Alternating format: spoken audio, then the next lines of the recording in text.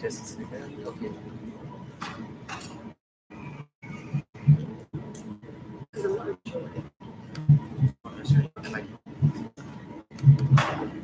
I don't think so.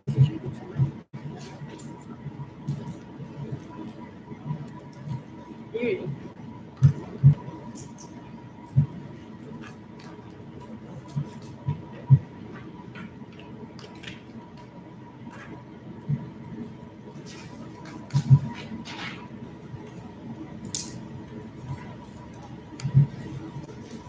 You can start whenever you're ready.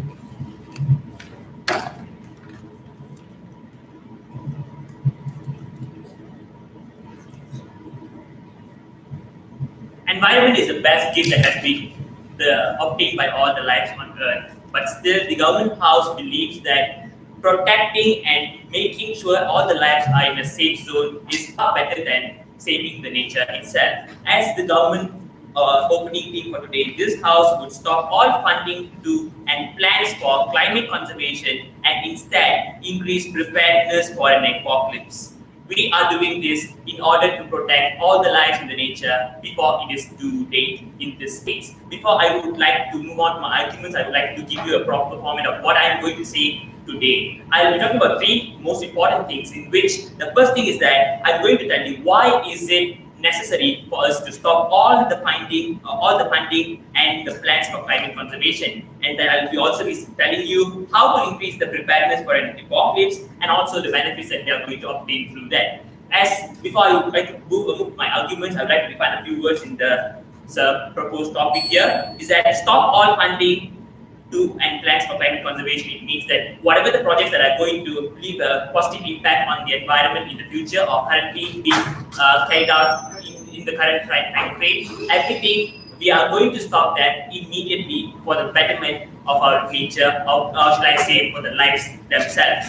Instead, increasing preparedness for an apocalypse, it means that we are probably going to take steps which we call as precautions in order to face the future destruction, which might be too late for us to be handled and might be too strong to be controlled and so on. In this case, why do I say that we should stop all funding to and plans for climate conservation is that the first factor is that due to political support which is lacking throughout the day. You see, in this case, in order to obtain political support to confirm this project and implement them in the larger scale is very hard nowadays, because the political leaders, even though they know the benefits or the importance of saving the nature, they still deny to give an importance to it, because they find the financial and political advantages on their sides to be better, and they are giving nothing at all to be saving the environment. For example, President Bolsonaro in Brazil refuses to protect the Amazon jungle. Even all of the environment activists there are trying their best to convince him in order to save that gift of nature. Even his own ministers are not willing to convince him, because all of them are not taking care of all the environmental issues that they are going there. For them, it's just the money and also the responsibility that they are prioritizing, and the salvation of nature is being left to the downside of it. And apart from that, climate conservation needs unity from all the countries, especially when it comes to climate conservation. Everyone has to work with one single mind in order to achieve a particular achievement, in order to save the environment. But in this case, due to lack of education, due to lack of organization, and also lack of unity among the people of the world, they are having many commotions and confusions in the ways of them protecting the nature. In this case, they could not come out of a proper resultant activity in order to save the nature. And what they are doing, that they are having so many intersections and misleading points and misunderstandings between them. In this case, I would say that in India, they're planning to send people to the Mars in order to save them from the nature, in order to save the nature, because they say when humans go to the Mars, the nature here will get revived and so on. But in Malaysia, what we are saying is that we are saying that if we recycle, we can achieve a better nature. If we announce reserve forests and so on, we can prevent the nature from destruction. You see, this is where the knowledge that we are having is intersecting, in which we are not having the same ideas of saving the nature. On the other side, it's all. I would like to say there are too many places to be covered if you're going to save the nature, because the nature is wide around the world and it's nearly impossible for you to save each and every place in the environment, because deserts, seas, rivers, there are so many sources of nature. If you're thinking that you could provide a salvation for every single one of them, it's impossible. Even if you do save the nature, you are going to do it with just a few places in the world. So it's not going to be successful and eventually. So now I would like to say how to increase preparedness for an apocalypse. You see, basically how to do this is by having these precautionary steps here. First of all, I would like to suggest that we can have campaigns which might be enforced to create practical awareness among people. You see, instead of giving people the knowledge, what is the importance of saving the nature, we should be giving them the rightful knowledge. What are you going to do when you are facing a tsunami? What are you going to do when you are being warned about a flood?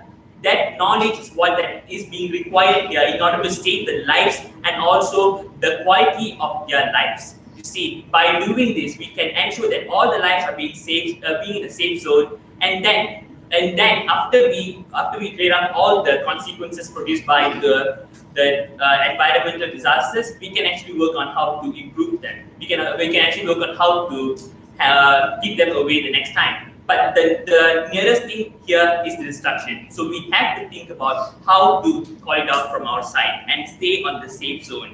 Apart from that, we can also build storm shelters, and we can move the people at the seashores to the better to safer places, and so on. All of these measures can be impactful in the means of getting prepared for an apocalypse. Apocalypse in this case means that we are going to face the destruction in the best possible method, and then by doing this, we can prevent the loss of life that we are going to face in the future, loss of all the loved ones and the wealth that we have saved throughout our lives, and so on. Even the sources of knowledge such as books and all the things that we have thought are the most valuable things of our lives can be saved if we take the step to increase preparedness for an apocalypse. So in this case, I'm telling that if we are to stop all funding to and plans for climate conservation, we will have a better focus, and we can focus all of our energy and all of our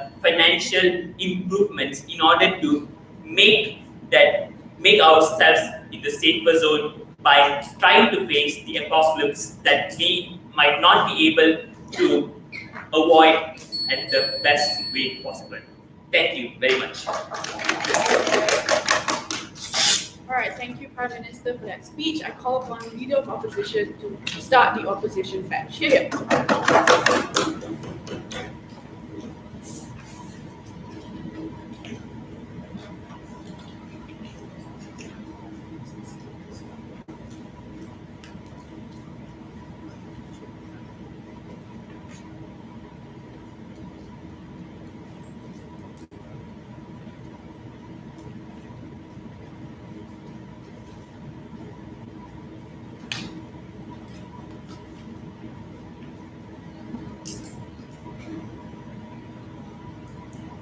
In a world where there's still ice caps melting, the Amazon forest is actually still burning, and also turtles actually still snorting straws, we're still pretty okay with trying to save them. Because face the facts, first of all, even if, on any cases as well, both worlds, people will still die from different circumstances, right? But also secondly, at least under our world, we lengthen and better the livelihood of these people who still live on our beautiful planet, right? So before I move on into my speech, a few rebuttals. First of all, Opening Gulf came up here and told us why it is super necessary to stop all these funding. First of all, they talked about all this political support, about how leaders are not giving their enough attention in order to help save the environment. The response to that is this. First of all, these leaders are merely people, like one person, right? And how do these people get into power? With the control of people on the ground, which means that actually people on the ground have bigger and bigger number and larger support groups in order to cater this stuff. If the issues that these people are lacking in that form of education, then sure, educate them. Then what's wrong? We think that also On that point, ma'am. no, thank you. We think that there's also rigorous campaigns that's still going on, and there are still some people that exist who still wants to save the world. Also, secondly, they talked about how people probably won't unite because there's some sort of misunderstanding that each of them consists of different ideas, right? We think that sure, people may have different ideas, but the general idea of saving the earth is very simple, right? Maybe it could start from small steps. Maybe bigger corporations can work to probably reduce the amount of smoke pollution from their factories, but also people like us can probably start buying those metal straws instead of using plastic straws. Like these little things still matter, right? Even if they're different, even if there's still some sort of misunderstanding, the concept is still the same. And that's why we think that at the end of the day, the likelihood for people to want to adapt and accept these differences still might exist, right? But also, they told us that even if funding still go on, the rate of success is low. That is untrue, right? Because we have to understand the way in which nature still works and still tries to protect themselves today. Like for example, through pollination in order to spread whatever trees or whatever seeds they still have still exists, right? We think that to a certain extent, nature has its way of working. So all that humans have to do is be able to like allow for these processes to happen rather than stopping them or just allowing them to get worse at the end of the day. Now, also, yeah, and also they told us a method of how to make this whole idea happen, right? And how to increase chances of survival and stuff like that, like building shelters, by not like teaching them to protect themselves from tsunami. We think it's very problematic, right? Why? Because first of all, these people will always live in constant fear of tsunami attacking these places. Probably it's not worse here. Probably it's not worse here in Malaysia, but probably in like Japan, where the tsunamis are so very constant, they have to always practice to get ready for that. It's very harmful. Rather than telling them what is the problem and where the mistake actually lies, everything strays away from this discourse and understanding as to how and why these problems actually start in the first place. But also, the issue regarding this is that if you want to build storm shelters or whatsoever in order to protect you when the apocalypse comes, there's no point to this, right? Why? Because the earth is basically unlivable at that point, right? Because you've been preparing for that rather than trying to. On that point, man. Yes. You are saying the earth is unlivable. What we are saying that, do you have sufficient time to achieve the success? We are not talking about the probability of success, we are talking about the achievement of success in particular time, you see? Sure, okay. Even if, I don't know, like UNESCO or UNICEF or whatever it was, said that we probably have less than 12 years today. Who knows that in that particular 12 years, some scientists still might have the time in order to do that research, right? If that funding still exists. And that's why we still take that hope rather than like disregard it totally. So, 4 things I've been talking in my speech. First of all, why is there a moral obligation to fund this plan, right?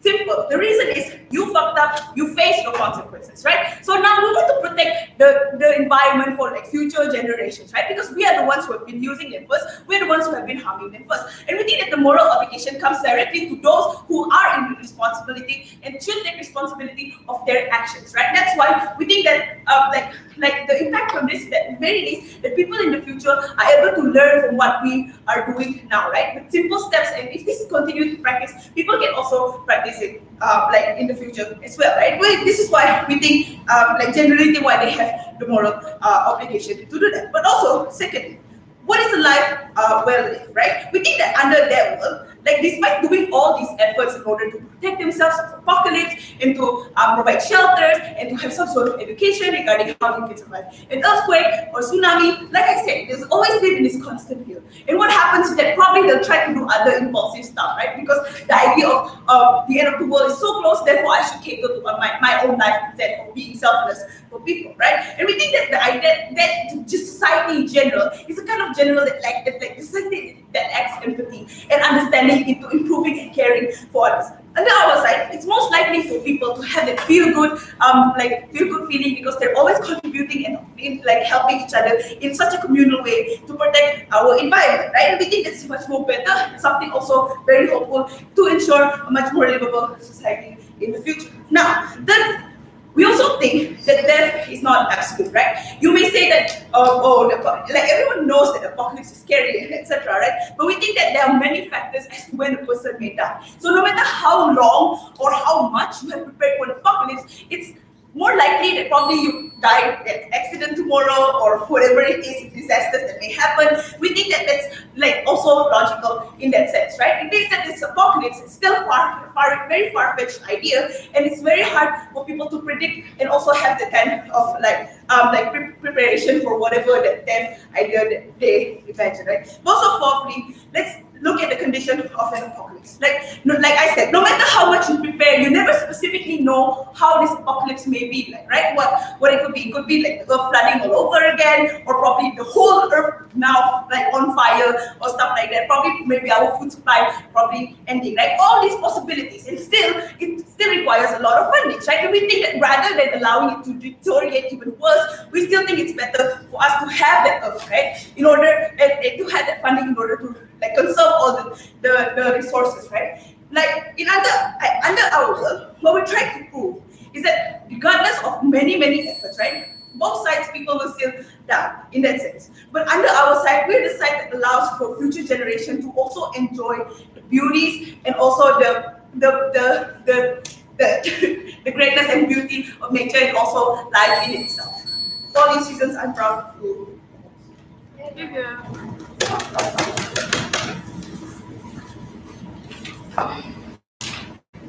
All right, thank you for that speech. I call upon Deputy Prime Minister to continue this case. Here.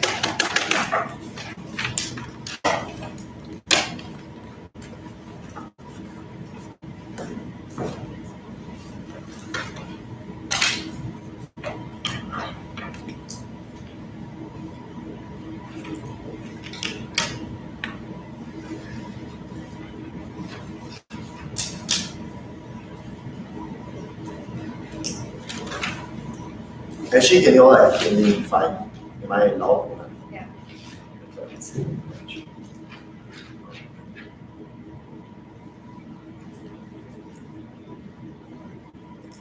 Side-opening government thinks that the only thing that side-opening opposition had to do to win today's debate was to prove to you this idea about feasibility. Feasibility about achieving or stopping logging activities within the Amazon, or making President Bolsonaro actually care about forest fires that happen within the Amazon, stopping ice cap melting by 2024, a time limit of about 6 years away from now. Nothing's been done. We don't think any push has been done from the opposition to prove feasibility similar to President Bolsonaro towards the Amazon. Yes. So what I'll be doing in my speech, firstly I'll be handling all the problems that my first speaker told you about, so the political factors, the symmetry of information and management factors, and tell you how they better function under our side when you prepare for the apocalypse. Secondly, I'll be talking to you about why climate change in and of itself and the push and movement for it is oppressive in nature. Thirdly, I'll be telling you about that obligation of preservation of life and why governments should be obligated to do this. But before that, one single rebuttal, which is that when they talk about small steps, I really don't think that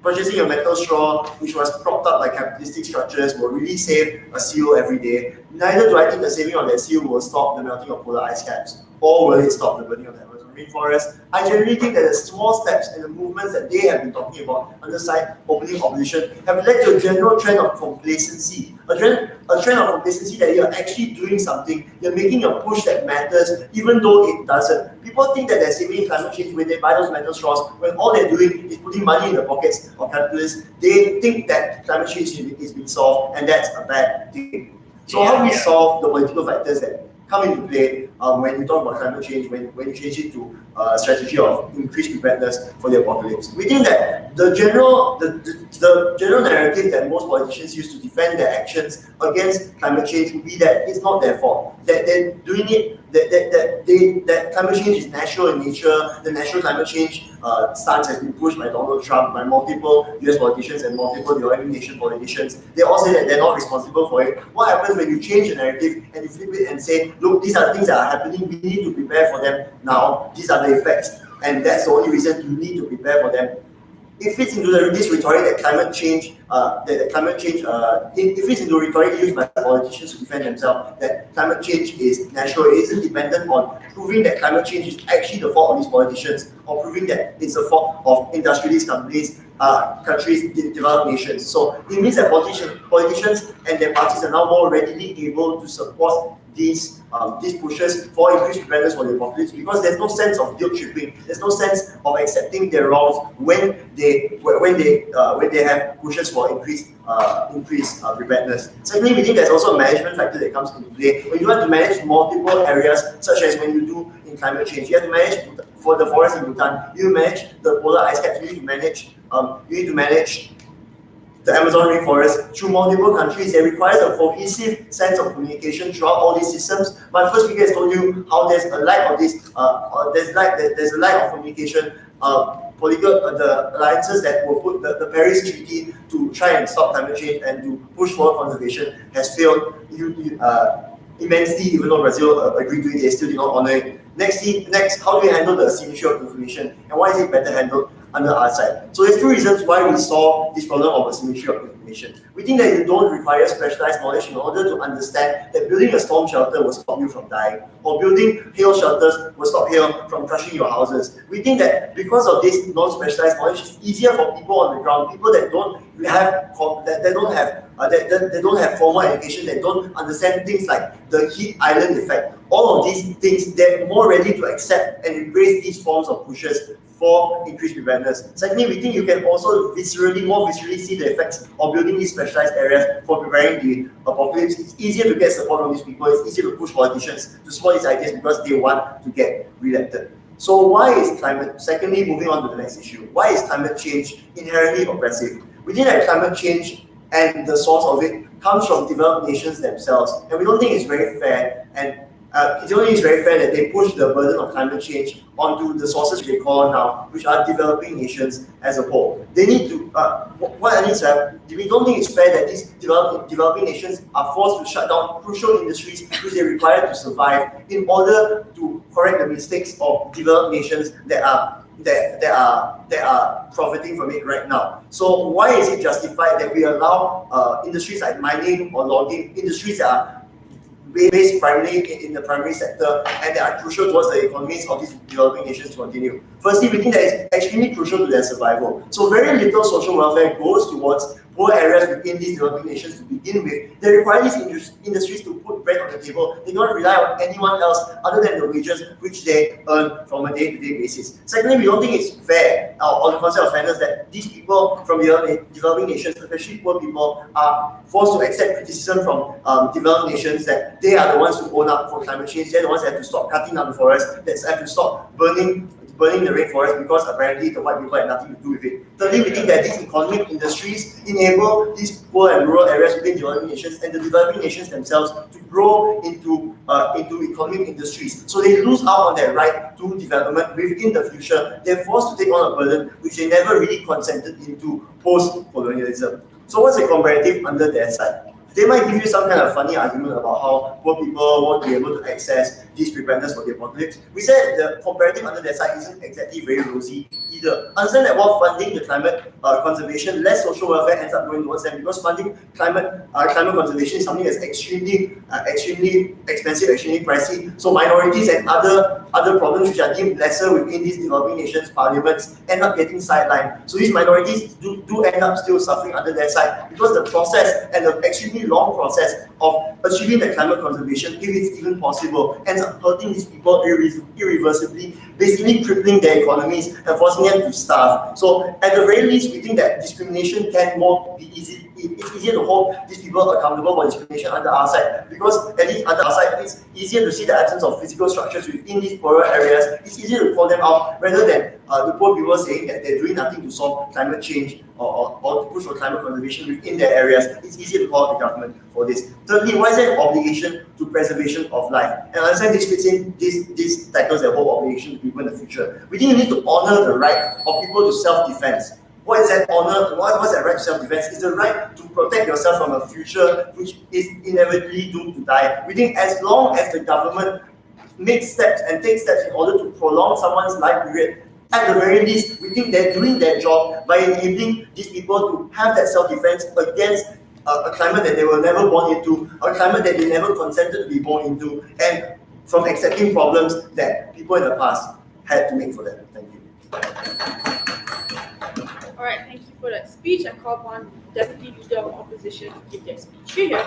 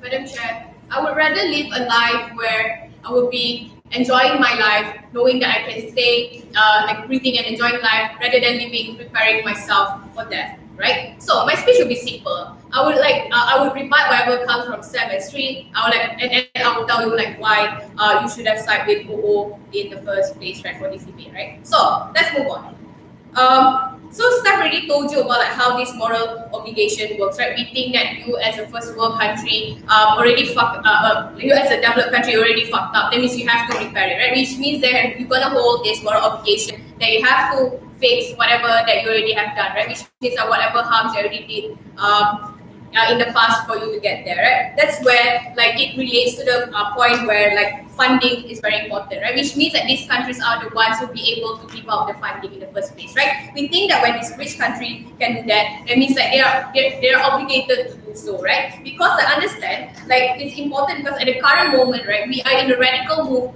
that like not only so we consider the fact that we know that the world's going to end, right? So therefore, like rather than you not doing anything and just like scapegoating it, we rather like have these people we hold like accountable for the actions that they've already done in the past, right? I'm gonna tell you that whatever that you have profited, therefore you should give back to the community. You should be fighting for the minorities and should be giving like the funding to these people in the first place, right? So what are the outcomes, right? At the very least, under our side, take it at the worst case scenario, even if we're gonna like die, at least there are ways for us to like prolong the process like of Earth dying, right? At the very least, we're going to make sure that the people can still live a happy life, a normal life that they should be living, right? Under their side, right, people are more like going to constantly live in fear. They're going to not do anything in the first place, which and they talked about like, how people are going to stop working, and I'll get to that, right? So secondly, like Steph talked about how like death is not absolute, right? We tell you that we rather live a life where like sure we do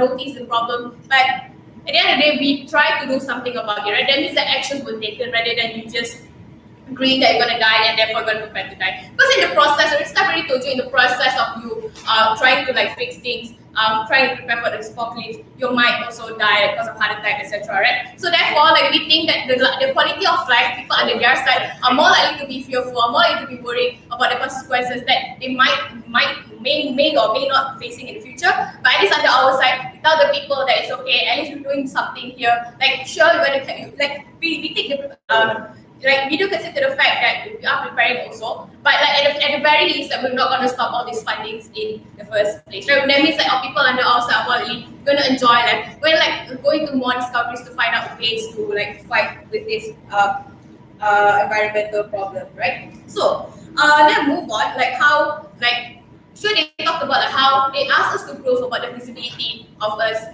like can like being able to handle this problem of climate change. We tell you that even if it's not possible, and the Paris already told you that we already prolong the process. That means we're going to not make sure that the people think that they're going to die anyway. Right? We're constantly giving them hope, like thinking that if there are actions that taken, if there are like some kind of scientists that are going to be on like in the future, we think that there's still hope. That means that's the reason why you live. You don't live because you want to die in the first place, right? So moving on, like so I talked to you about like how. Also, moving on, like, I would like to talk to you about fear. So this point of like this point like exists under both sides, right? So we tell you like why under it's bad under their side, right? So take it at the best case scenario that like sure people are opt into this apocalypse plan, like trying to survive, right? People are gonna be like constantly in fear. They don't feel at ease. That the only thing that they can think of is death. The only thing that they think of like how to survive these things, right? When they like we never faced this apocalypse before, therefore we don't know how it's going to work. So therefore, whatever preparation that you're going to need, like people are constantly worrying that is it enough? Is it enough for you to sustain to be able to survive this apocalypse, right? So also like we talked about how like fear under outside occurs, right? At the very least, it's going to create radical change, right? When people know that it's very severe, it's very bad, at least at the very least, people are going to take more active steps, right? So so I'm talking about like how. We talked about how small steps like stars and everything. Right? We think that's the first step of like forming a discourse. Because nowadays people on the ground are started talking about climate change. Right? By buying these straws, it's not that they think that when they buy metal straws they're saving the planet, but it's more like it's opened up the the knowledge of like why do people do this in the first place. Then only people actually realize that icebergs are melting and etc. Right? We think that's the form of discourse that we try to try. And then the other side, right? People are just going to scapegoat this and like not going to take action. They're just going to like agree that they're going to die and therefore they won't live the real life, right? So we talk to you about like how this is where like the point of like you're going to live life, you're going to find meaning in life, right? At the very least, want to live a life. And I always like people are going to live a life where they think that they contribute back to the earth, right? Where like they already know that like they are part of the problem. And then the other side, they're going to disagree that they say, oh, I'm just unlucky to be born in the world, but they don't realize that they are the part of the problem itself, right? And I was like going to make sure that these people felt like they did something good before, at least before they died in the first place, right? So let's engage with the points that come from Street, right? So Street talked about like how this political support works, right? He talked about like how he already said that the politician doesn't care. Imagine if like people were going to go on these plans of like public, the politicians are more likely going to save themselves, right? Because they are more likely want to like just to cover themselves. Like example, like the movie 2012, people are more likely to like protect this certain amount of people, this privileged people in the first place, right? So they talked about like how, so therefore they have to prove to us, right? Like the feasibility of like for you to having like to survive this apocalypse in the first place, because we know that the end product of the day is just gonna die, right? So therefore that's what they talk about unity. Under our side is more likely to be better because people unite each other, doing something good, rather than people on the other side telling each other, gonna die soon, man. That's it, right? We think that on the our side there is more progress. People are more likely to find meaning in life. People are more likely to appreciate each other with the time that they have left, right? Also they talked about like how knowledge, right? They say like people are more likely not clear. And then the other side is more likely to happen because people don't really understand why they're doing it in the first place. They just tell it's on the first survival. They don't know what's the cause, etc. Even if like taking the best case scenario they will survive, they're more likely to repeat the same thing over again. So the problem with the climate change will not happen because they were not educated in the first place. Under our side, we already tell you like what are the cause of these things happens, like in this like how then like from there, like even if like, you were to survive, therefore you will not repeat the same mistake over and over again, right? So what's very exclusive under our side is that at the very least under our work, like we lengthen and better the life of the people. We give them meanings of life, we give them purpose to live, rather than them giving the purpose of life is to die, right? So therefore, with all the reasons, I'm proud to host. Thank you for that speech. I call upon member of government to open the second half of the debate. Here.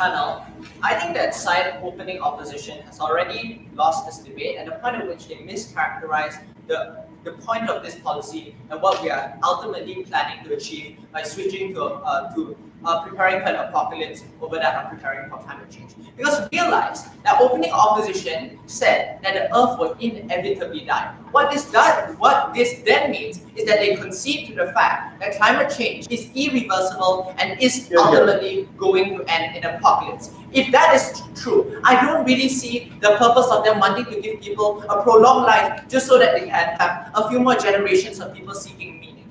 No doubt, panel, do we think that our way of life will radically change under outside enclosing government, but we think at least it still is able to sustain humanity on Earth, as I explained in our substantive, right? So I think that the large mischaracterization under the other side of the house literally takes up most of their points, because this idea of moral obligation to clean up for the mistakes you made in the past doesn't stand at a point at which we prove to you that you cannot correct those mistakes, because we think that climate change is irreversible and will inevitably cause an apocalypse, right? I'll be going to 3 pieces of substantive, right? The first is how climate change is irreversible and will inevitably cause an apocalypse. This is developing extensively upon what opening government has said. Because the main contribution coming from OG was that you have a lack of political support, right? I'm going to show you in many aspects of society why it's incredibly difficult for you to get support. Firstly, inability for political action. Because understand that the number of socially conscious people is heavily outweighed by those who have priorities for their own needs. That's to say that a farmer in Iowa cares more about how much he's getting from like his chickens or whatsoever over that of whether it's going to whether there's flooding on the coast of New York or something like that, right? So I think that global warming is not very obvious to the most people on the ground. They are unable to empathize with cities who end up flooding, that sort of thing. The second thing is that you have societal inaction. What does this mean? Large corporations and industrialists will inevitably oppose your policy because they understand that they don't have to be trapped with society at the point at which climate change hurts them. What does this mean? That means at the point at which they have flooding, they can just build a house on top of a hill and therefore escape the consequences of those. But thirdly, I think it's important to note, right, that Kiribati and like towns in Scandinavia are already flooding, which shows that many people are already being hurt by climate change. We can't reverse that, which is why we're trying to mitigate harm as best as possible, right? Now, I think it's already clear from things like the G7 summit that we're exceeding the point of climate change and like exceeding predictions, and it's not going to get any better, right? But more importantly, I think it's just important to know that it's scientifically impossible to reverse the effects of climate change. And if not scientifically impossible, it's extremely expensive and requires new technology. That's to say that you can't just literally flick a magic wand and remove the amount of methane in the air, these sorts of things, right? Now, 2 new pieces of substantive that I think is extremely important in this debate. First, how you force nations to realize the urgency of the situation and act in the best interest of their people. What does this mean, panel? I think it's extremely regretful at a point at which Donald Trump can say that we don't have to care about what we do with regards to protecting our people and the effects of climate change because Ethiopia is planting millions of trees. This is ultimately hinged on the principle that we think nations should be independent to choose what we think is best for them, right? What does this look like? That means that understand the fundamental difference between that of pursuing climate change and apocalypse preparation.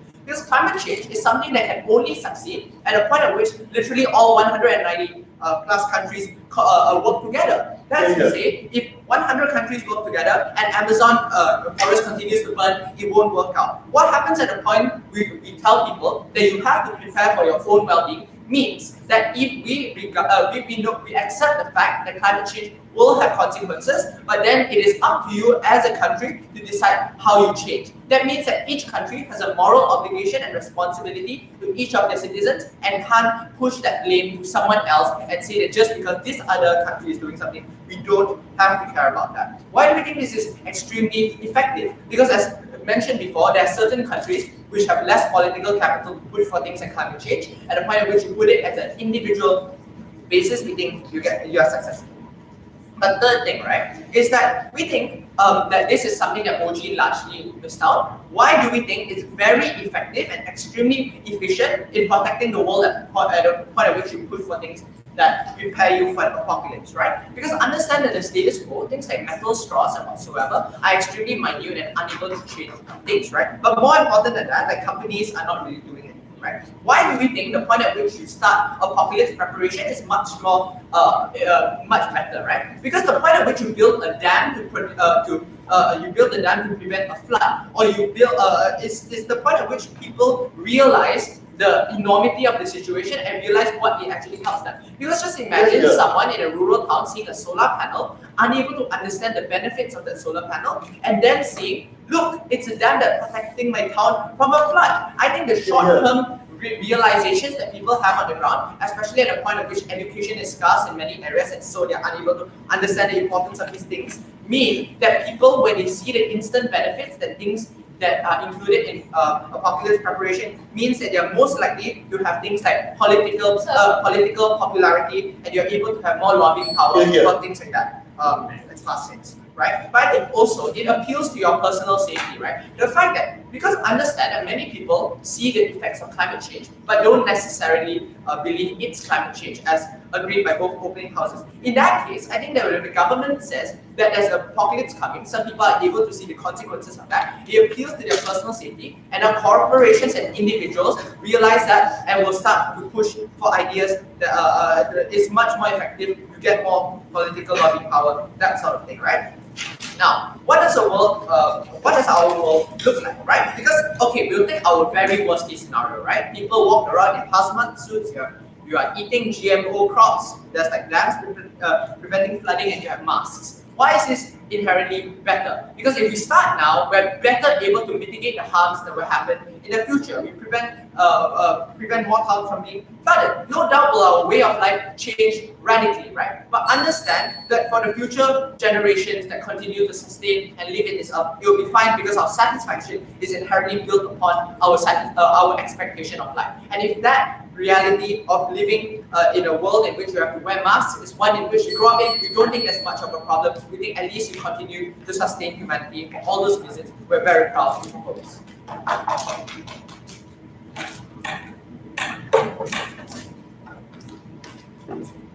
Thank you for that speech. I call for a member of opposition to give his speech. Here.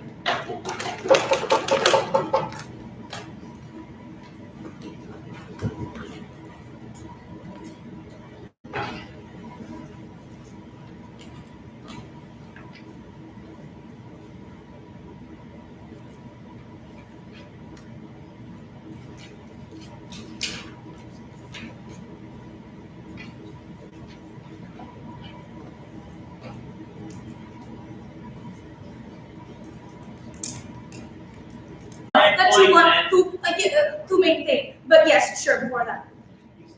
Opening. So why exactly can increased preparedness for the apocalypse happen locally through local governments? Why does it need Nomads as we call it? Because it's a globalized effect. Why would you look, see, if that's the case that you're going to be bringing, then that means that you significantly poorer country or third world countries are never going to be able to have the chance to stand up in this apocalyptic world, because they are the ones who need your help the most. All those other developed countries will be able to thrive on their own, so on and so forth, whatever. Right? Okay. What differentiates us from the case of the opening opposition is that they only talk about when you have to clean up the mess because it's moral obligations, so on and so forth. But us as closing opposition, we're going to introduce the idea how this exact shift from the idea of climate control into prevention towards the apocalypse is going to be able to change the behavior of the people and therefore affect the potential future of the people, so on and so forth. Right? 2 points of arguments that I'm going to be bringing forth into this debate. One, why is it not justified for you to suddenly shift your focus, right? Think about it this way. When you want to change something, especially something that's already so systematically put in place for a couple of years, the idea of climate change, the idea of climate change, and climate control, so on and so forth, this means that you are leaving your responsibility, right? This shift can only happen when this is your last option. We're talking about you have exhausted every single option for you in order for you to be able to sustain the current climate, right? Look, when you're talking about, in 12 years, you're never going to be able, the world is ending in 12 years. Not true. In 12 years is when we get to the point of, when we get past the point of no return. That still means that we still have 12 more years for us to be able to invent new things, for us to be able to prevent things, right? See, what they're talking about right now, that doesn't necessarily do any effect on the climate, is that, you're doing small actions by changing their spouse, so on and so forth. But what we want is that we want to take a bigger and bolder approach, which is actually tackling companies that are doing harm towards the idea, that actually are doing harm towards the world, right? So. Yes, in both cases, the result is uncertain. We don't necessarily know when the world is going to end. We don't necessarily, the final outcome of everything is going to be arbitrary. But why is it not okay for you to run away from your responsibility, right? One, you have shown tremendous preference for this solution, for you to keep maintaining this current climate for generations, right? This means that you have garnered support, and as of right now, you can see that the support is bigger than it has ever been before, right? Then we can actually get better. You've implemented this idea towards these people, right? So leaving it down would mean that you're leaving the world in a state of disarray, right? Think about it this way. Sit down. If the world is ending right now, if the environment is ending right now because we're preparing for an apocalypse, then screw it. I'm going to use as many plastics as I want because there's no point in me actually trying to save it, right? So even if that's not going to be the case, governments like the House may say this, but you're going to be able to send away. That you're going to be sending a message that it is all over for them. Like, how are you going to get ready for an apocalypse that you are estimated to come in 12 years when you yourselves are telling your citizens that there is no hope, that they can't get better, and you're destroying the world even further, right? Sit down. So even if in the end there are not going to be any progress made, at least right now there are technologies that exist that can counter the balance of the climate change, right? We're talking about the water, we're talking about technologies such as waste cleaning up technologies. There are more organizations right now cleaning up the oceans as we speak of, right? The solution, essentially, ladies and gentlemen, is very simple. Take down the bigger companies who are producing lots and lots of waste. Take them down, shame them publicly, or whatever it is. You just have to stop these people, right? And if you show these people that you don't necessarily support or stand with their ideas, then they're never going to be able to actually walk anywhere, right? Second point of argument. This is an extension towards the case of an extension and a better explanation of why the narratives that you're sending out by going through this shift is something that necessarily matters. You know what? Sure. Thank you. We aren't saying that the world is going to end, but our way of life is going to end at the point at which we accept that climate change is irreversible. What then changes under your side when places are already flooding? I don't understand what you're talking about. Okay, you're talking about our way of living is going to end, but the whole world is being affected by whatever you're doing. Wait, you know what? That's going to be explained further later, right? So as of right now, ladies and gentlemen, there are already a lot of initiatives that are being taken towards the idea of climate change prevention, right? So one, Bali being an island, that outlaws plastic usage, and the concerns about Indonesia moving their capital towards Kalimantan, so on and so forth. This provides you that there is an incentive for people to want this to change, right? So this is exactly where the narrative comes into play, right? When you tell these people that we're preparing for an apocalypse because the world is essentially screwed, then that you're only going to further deteriorate, right? You're going to dictate this behavior that these people really do want the apocalypse to happen because now they have a counterback measure, an actual net for them to fall back on. Screw what the world actually really thinks. Like, so now you're telling them that you can just run away from your problems, move out, right? So this is all essentially harmful because the only people who have this type of safety net to fall back are the people who can fund this type of shit, right? We're talking about the rich people, right? So in the end, the poor and underprivileged people who never get the chance to actually be able to take part in this, they're never going to get some kind of rights, which is exactly why we are here proud to oppose. Thank you.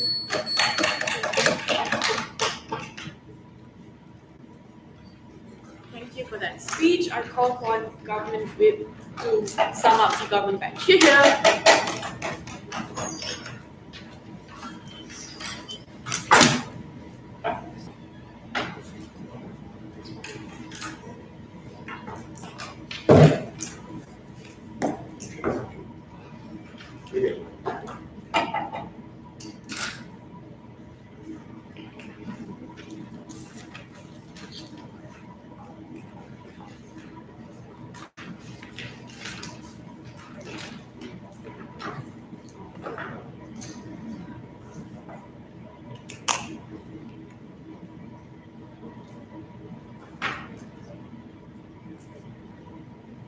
think the most harmful thing in today's debate is how opposition frames what we are doing. Because realize, ladies and gentlemen, since the opening government and even in closing government, we've been pushing the idea that, okay, we're going to accept the world is going to end, but the point, what John is saying is, right, is the way of, we don't want to accept that. We want to accept the way of life is going to end. What does this mean? That's what John said. In the most extreme circumstances, we are willing to allow the world to be scorching temperature, where all hazmat suits, wearing masks, and as long as we are able to survive and live a normal life and still are able to survive in this planet, we think that's perfectly fine and it's perfectly okay. Why do we say so? First of all, I think it's really important that we break the deadlock that both government and opposition have to pushing forward, which is what moral responsibility do we have? Who do we owe it to? Because realize, ladies and gentlemen, we think on the government side, and we've been pushing this from the very beginning, that the most important thing in life is to make sure people survive, because we don't want humans to die. That's the worst thing that can happen in any basic human principle. We think that we don't, as much as we care about nature, and if we had an opportunity, yes, we do agree, we are the ones that do it for climate. But as ladies and gentlemen, between the nature and our lives, I think we would rather save as much people and the human life as possible. We don't think that when we're weighing out between just a few trees and some animals between ourselves, we think it's much more important that we protect our own livelihoods. So we think that obviously is what really important to know, panel, that this debate boils down to which lives we can save most. Okay, we're going to engage with opening opposition. So what we think of opening government laws not on that because they just decided not to engage. But we're going to tell you a few things. Number one, realize that opening opposition is what I'm talking about. Number one, you say the word is unlivable. We've already addressed that. Okay, it's unlivable. You want to make it livable in a way that you cannot do it because you've been too busy preventing climate change. Second of all, they said that you have a moral obligation. Again, we broke that deadlock. The moral obligation we go today is towards humans and not towards the climate. We think or not. And panel, no, we're not reducing any sort of climate change initiatives. We're just taking all the ones to prevention towards making sure that we're able to adapt towards the conflicts that comes as an effect of climate change. Right? Third of all, they tell us about something about fear. Oh, if there's fear, then it's going to be. We think it exists at both sides, right? Oh, you're trying to instill them the fear that there'll be an apocalypse if you don't prevent climate change. You just say there's going to be an apocalypse. Try to adapt to it now. We think that fear exists at both sides. We think there's no mutual exclusivity. Last thing I tell you about education, we say we can educate people anyways. Right? Cool. Okay, so I'm going to address what's we think about a few questions. Number one, there's a globalized effect. We completely agree there's a globalized effect. But realize that our problem does not mean just because there's a globalized effect doesn't mean you need a globalized solution. What does this mean, right? This means that Malaysia itself can independently solve a way to protect its citizens from the haze that Indonesia gets when they burn their palm oil. We say this perfectly. We think when we're relying on a complete unity within regions, this means that the livelihood of Malaysians are now hinged upon Indonesians not burning their forests. We think it's much better where countries have their own sovereignty, able to make their own decisions and protect the citizens themselves when they are able to work independently. So this is what we mean when we tell you that countries should independently be able to solve the problem. Second of all, they're trying to tell you that people are more likely to increase the rate of climate change because they're going to use more plastic straws. We say that's perfectly fine at the point at which we are able to adapt to the climate, right? If we're able to adapt to the apocalypse and you're able to use plastic straws with people still living, we say that's perfectly fine if you want to use plastic straws. Last but not least, tell us about how poor people are unable to access these adaptations. Panel, no. Poor people are unable to access climate prevention areas too. We think the poorer countries will never be able to access such technology. So when it comes to the point of which we have to compare what's beneficial, we think it's much beneficial that we are able to let them use climate, we are able to protect as much people as possible, we are able to use climate adaptations. No, we're going to explain to you what the intentions Jonathan has got to you today for that opening. Okay, number one, you have to prove to me how it is the likelihood of people going to survive the apocalypse. Secondly, you have to prove to me how that these people will actually finally help this minority rather than just helping themselves from this. Okay, really easy. Number one, realize the panel. We already told you that climate change is irreversible. What does this mean, right? This means that regardless of which, whether in 12 years' time you are able to do anything, this means it's going to be continuing extending. We think at the end of the day, people are going to die anyways. So whether there's a trickle-down effect to minorities or not, we think at the outside we are still able to protect the most people possible. Because regardless of their side, it's going to be a complete slowly extension. But eventually the day of apocalypse will come for them. We say the problem with that is they're no longer be able to protect anyone. We say even if there's not a trickle-down effect, we think we are able to protect much more people than there are, even though if even in a worst case scenario where it's restricted towards the richest within the country or the most privileged, we think it's perfectly fine when their side is unable to protect anyone because they're too busy trying to solve something that's inevitable. So how do you hedge over OG? We're going to explain that. I think there are 3 reasons why. Number 1, John told you something that OG cannot push out. It's the idea how we have reached a point of no return. What does this mean, right? Now, ladies and gentlemen, as much as they want to tell you that the apocalypse is in 12 years, we think there are scenarios like that. We have already seen that the apocalypse is happening now. What does this mean? This means that Kiribati is already competing a country that's almost completely flooded. So what does this mean, right? This means that we can't wait 12 years just for you to find something that are able to mitigate or prevent or stabilize the climate. You need something that's able to protect citizens that are already dying now because they're unable to survive. So this means when John told you that climate change is irreversible, this means we need to start dealing with. We need to help people that are already in Brazil, that are already suffering from the Amazon's fire. We already need to help people in Kiribati that already have their countries are already moving further. We say we need immediate action that this adaptation is able to bring, that their side is unable to bring because their side takes a long time to actually see actual benefits. Second of all, we extended on OG's purpose of point. We told you there's some kind of urgency. We say there's moral. We told you about the moral obligation. If there's an urgency, when you set up this urgency and we begin adaptation and preparing for an apocalypse, you are more likely to make sure citizens and when you make it you make it independent of a nation's responsibility to take care of climate change. John told me we broke the narrative that Trump can no longer say that, oh, Ethiopia's planting trees, we don't need to do anything. We say that this pushes countries to actually make change, and they're more likely to have change within countries that are currently not supporting climate change. Prevention. As well, we told you effectiveness and efficiency. We told you why to see when people are more prone to immediate action, immediate benefits. The short-term benefits are the things that people are more likely to. Hence, we are more likely able to pass things that are able to help you prepare for an apocalypse. And for all those reasons, proud to propose. All right, thank you for that speech. I call upon opposition whip to end the debate. Here.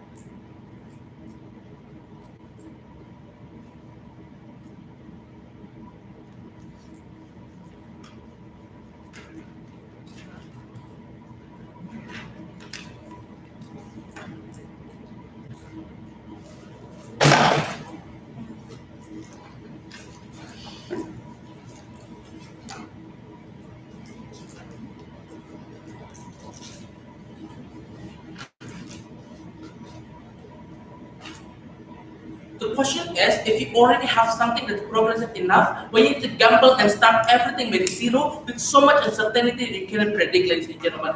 At least in the answer of the house, you only know the specific issue that you need to tackle. You already know the specific issue that you need to take care of. Means that you can focus all of your capital and maximize all your capital to that certain area, ladies and gentlemen. Under the of the house, with any kind of certainty, they don't know. For example, where the apocalypse gonna occur, whether or not it's gonna occur in Indonesia or whether or not it's gonna occur in the Philippines or United States. They don't know, ladies and gentlemen. Meaning what? Their money distribution and allocation will be very gambling and widespread without having any focus of targeted kind of funding, which means that all of their proposal and all their project will have no kind of benefit at all unless they're just wasting all the money that we have in the status quo. But here's the thing, we don't get any kind of harms and any kind of complaint coming from the opening government because we think that all of the complaint is not exclusive at all. Number one, they say that we will have so much management problem. Not exclusive, they also have so much management problem because they need to prepare for earthquake, they need to prepare for tsunami, they need to prepare for flood and any kind of things like that. They also have this kind of problem. But moreover, they say that, so in my speech, I would like to talk to you that feasibility or which proposal will be more sustainable to begin with. This is an exclusive contribution that opening opposition never brought in this debate because both of opening case just throw the burden about feasibility, but none of them explain their case, ladies and gentlemen. But here's the thing, let's start about the idea of whether or not it's gonna be past, ladies and gentlemen. This is an argument coming from the open government talking about the problem in the political systems and things like that. Because they believe that we do not have any kind of political support because, for example, the president of Brazil opposed the idea of helping Amazon or things like that. It's also not exclusive. The idea of political discussion also going to happen under their surveillance when they want to create this kind of project, ladies and gentlemen. But here's the thing, if they do not believe that climate problem is important, some politicians like Donald Trump even do not believe that climate change exists, then how are they going to believe that apocalypse exists in the very beginning? Because the root of this apocalypse is the climate change. They don't believe in climate change, they don't believe in apocalypse. But we think that political lobbying still happen regardless, but the question is which side of the house create a better political discussion and easier process, ladies and gentlemen. Under the side of the house, you have to understand, politician who is most likely supported by the businessman as their sponsor, for example, in United States, both of them are very pragmatic individuals, ladies and gentlemen. Under the side of the house, when you say that you don't need to do anything, just wait for apocalypse and rebuild anything, we don't think that this kind of businessman and politician want to start everything from zero because it will create so much cost, ladies and gentlemen. It's just better under the side of the house when we tell them that rather than you need to build everything from zero after apocalypse, you need to prevent it to happen, which is that this kind of pragmatic approach still able to easier to be grasped by the idea of these politicians rather than under the house. No, thank you. But second of all, let's directly engage with these quasi-government, ladies and gentlemen.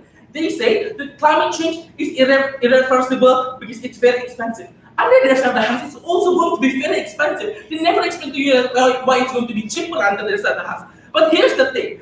Investment needs a full support by the people who want to invest, ladies and gentlemen. The more money that you invest, meanwhile, the more safer you are, ladies and gentlemen. The people that can invest is only a rich people, ladies and gentlemen. It's going to be unfair. At least under our side of the house, we can share the equal burden for everyone to take care of our climate change, ladies and gentlemen. Because, for example, at least these poor people cannot invest that much money. At least they can start from little step to not littering or to not use any kind of thing that's dangerous for environment. So at least under our side of the house, the contribution can be adjusted based on your kind of condition, ladies and gentlemen.